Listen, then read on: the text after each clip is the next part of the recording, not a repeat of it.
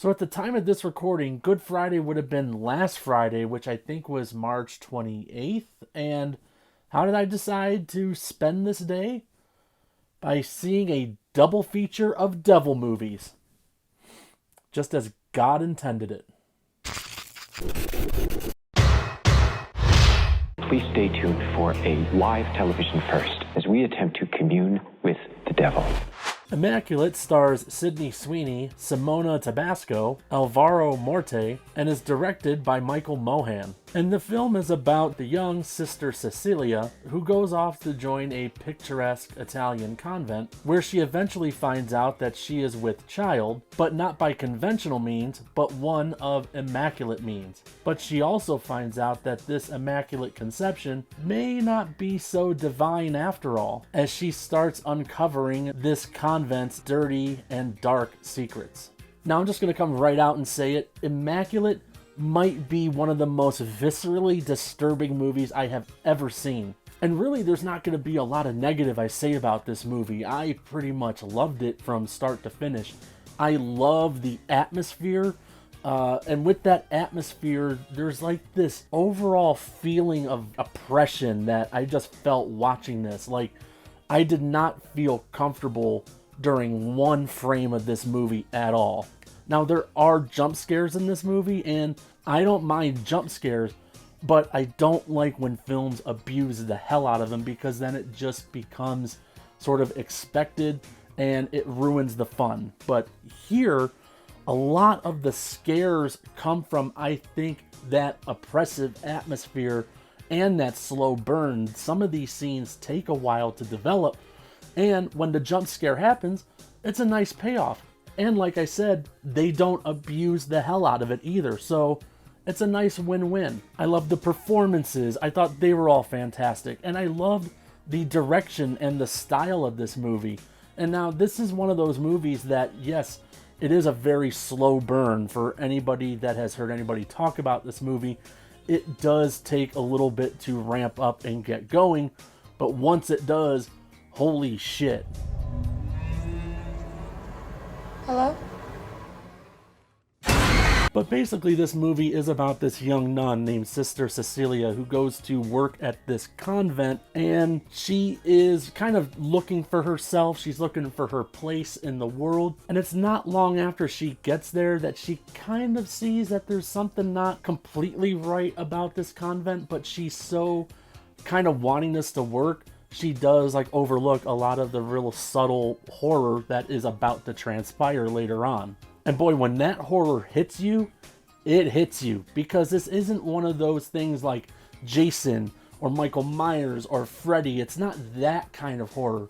This is a very deep and dark and diabolical horror.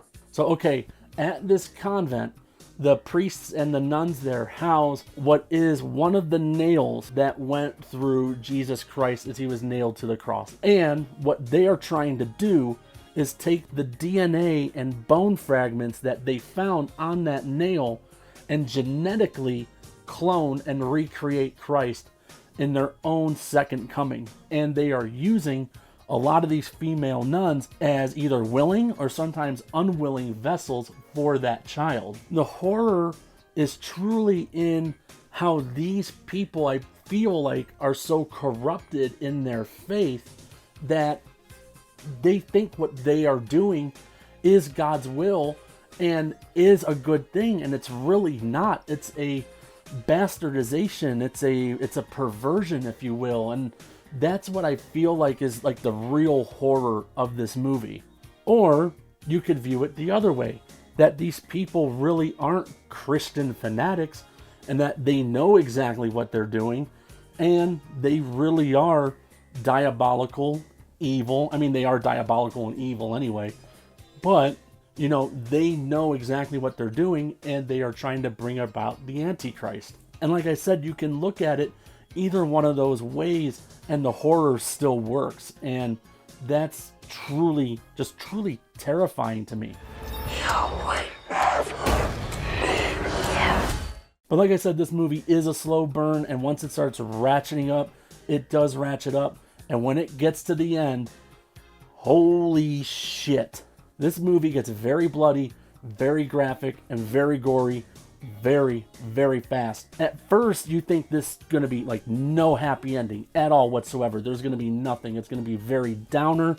And then they kind of shift it to where she goes into like badass mode. I mean, she kills the cardinal, I think it is, and kills one of the other priests, the evil scientist, mad scientist priest who's trying to clone Christ. And you think that, okay, she's just going to badass her way out of this movie. But there's also this other feeling that I got when watching this, when she's trying to escape, that this is all leading to like a Wicker Man ending where you think she's going to escape, but she really doesn't, where she's going to get, trapped and then forced to give birth to this baby, and then they're going to offer, and then, humanity is kind of screwed as we know it. But they end up bringing it back the other way, where it's not a Wicker Man ending, but it's still a downer ending because of the subject matter, because of what she ends up doing. And what she does is that, she actually does give birth to this baby. She makes it out of the convent, and then she kills it.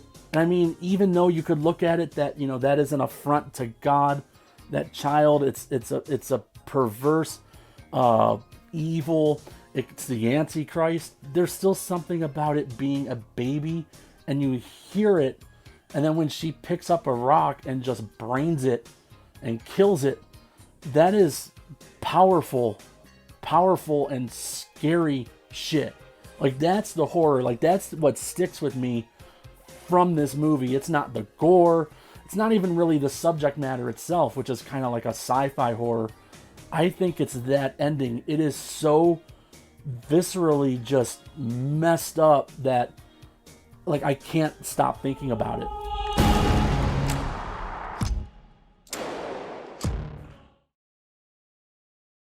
Late Night with the Devil stars David Dastmalchian, Ingrid Torelli, Laura Gordon, and is directed by Cameron and Colin Cairns. And the film is about Jack Delroy, a contemporary and rival to late night king Johnny Carson. And when his late night popularity and ratings start to take a nosedive, Jack, on a special Halloween edition of his show, brings on a little girl who claims to be possessed by a demon, and also a skeptic who tries to prove that they are full of crap. But as the show goes on, it's apparent that they might not be as full of crap as they say they are.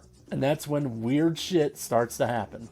Now, similarly to Immaculate, Late Night with the Devil is another slow burn movie, and it's more or less a found footage movie when you really stop and think about it, because you are watching, as they advertise in the movie, the final broadcast of this late night 70s show.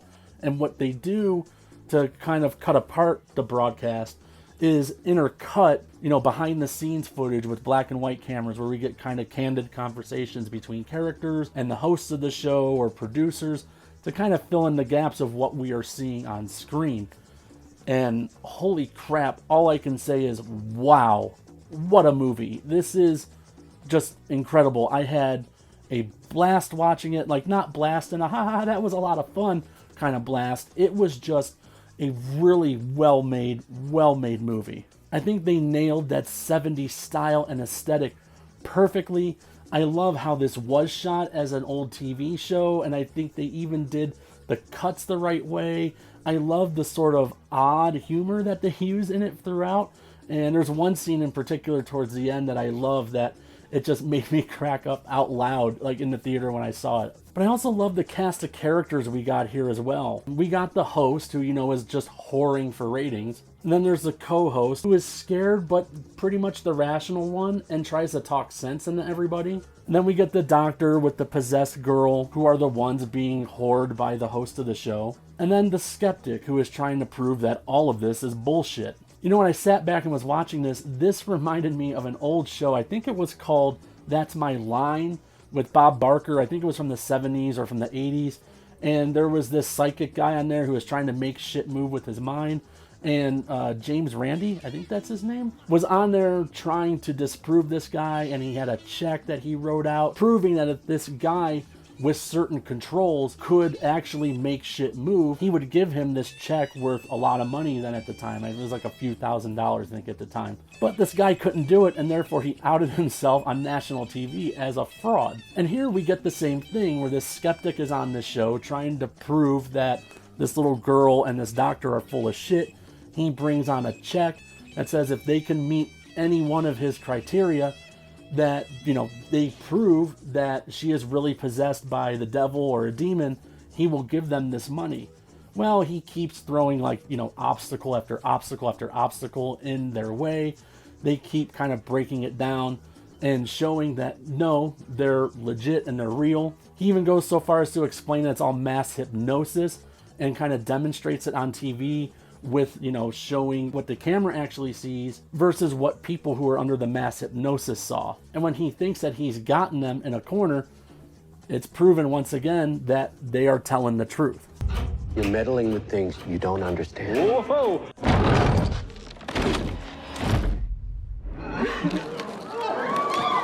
Good to see you again, Jack.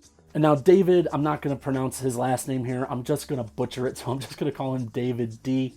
He does such a great job as Jack Delroy. I mean, he nails that late night TV talk show perfectly. And he's a character that on one side you really sympathize for because they do a good job building up his sort of backstory and you want to see him succeed.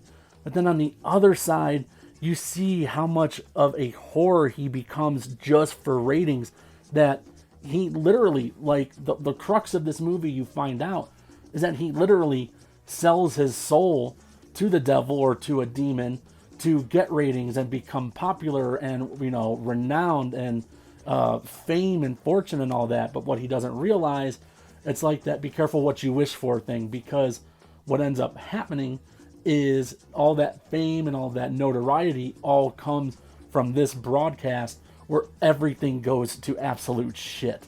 And he does such a good job, like I said, of balancing between those two where you feel sorry for him, but then at the same time you're like, this guy is a pretty big prick and an asshole, even to the people that he considers friends. I mean, he kind of treats them like shit, all for the sake of money and fame and ratings. Now, this is another slow burn.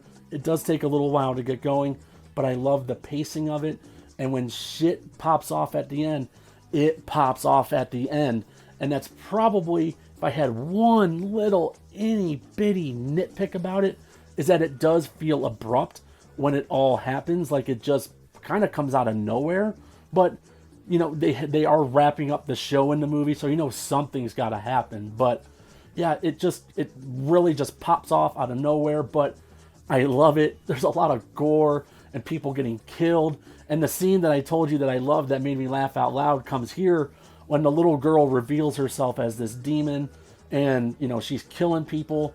And that skeptic, the guy who was sitting there saying it was bullshit the entire time, falls down on his hands and knees and tries to pledge his, undying allegiance to this demon and that he will do whatever it takes to appease this demon or whatever. And then she turns and looks at him and just offs him. She just makes him melt, literally. Dude is melting like a fucking wax candle on live TV, and I was just laughing my ass off. Opinion, there is only one person who really matters in this whole darn crazy business, and that is you, our viewer. Now, you can't talk about this movie and also not talk about the controversy that surrounds it. And the controversy was the use of AI to create certain things in this movie. Now, what the AI was used to create was simply just the little bumper cards for when they would go in and out of a commercial break. And I know AI is a touchy subject, and I personally don't agree with it, but this movie was made before all this sort of embargo and ban on AI in film came out.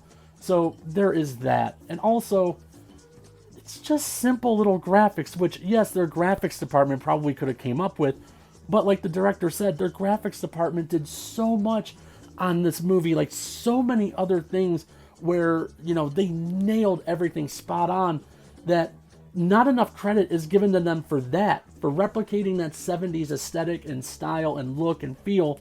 Everybody is focusing on these title cards and raking this movie over the coals for it, where I feel they just need to let it go. But getting back to the positives, there isn't one thing that I dislike about this movie. Even that abrupt ending, like I said, was maybe a little nitpick.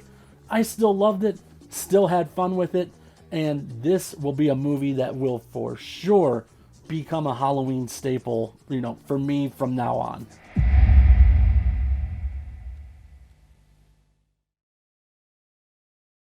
Well, that was my really brief look into Late Night with the Devil and Immaculate, and if you want my recommendation for both movies, both are excellent. Rush out and go see them. I don't think you will be disappointed whatsoever. If I did have to put one slightly above the other, I would maybe say check out Late Night with the Devil first, as that movie is my first 5-star movie of this 2024 year. But anyways, that's wrapping this up. Hopefully you guys have seen the movie before you watch this review of both of them, because I do tend to spoil a lot. But it's the only way I could really talk about movies. So if you have seen both Late Night with the Devil and Immaculate, please post your thoughts on the movies below. And as always, like, comment, and subscribe. Adios. Now, GTFO!